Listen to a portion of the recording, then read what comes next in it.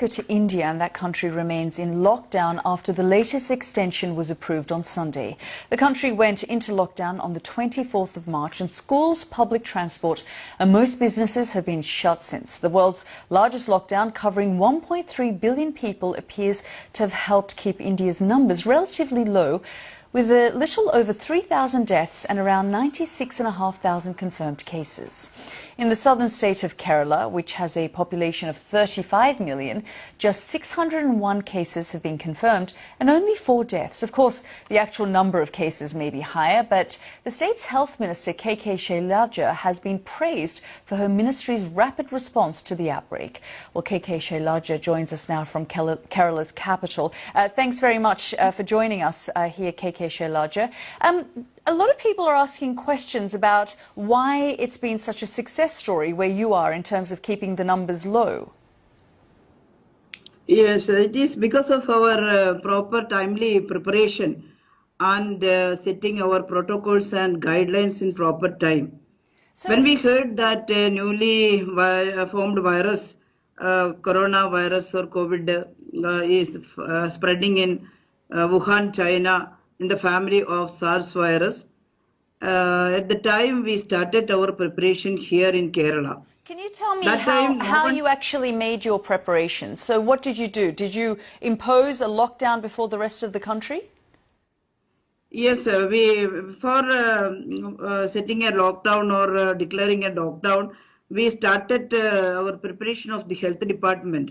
At once we have our RRT meeting and we opened our control room. At that time, no one returned from Wuhan, but we expect that someone will return because there are so many students studying in Wuhan University, China, and definitely we can expect that someone will return to Kerala.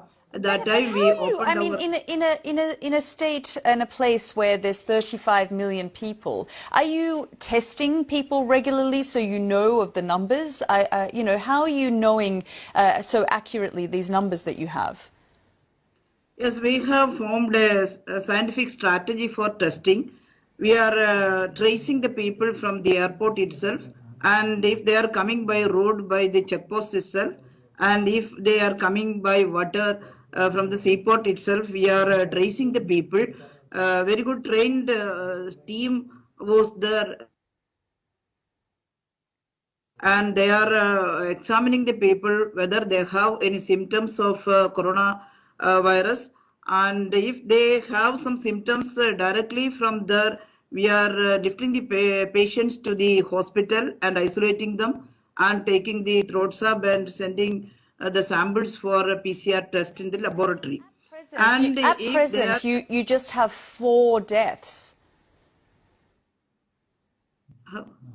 So at present, you only have 4 deaths.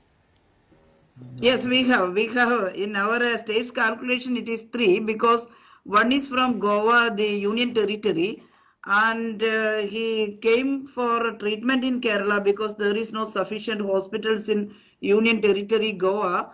And he died in our hospital. But from Kerala, we have only 3 deaths, and central government is adding that one Goa death also in our account. There is no problem.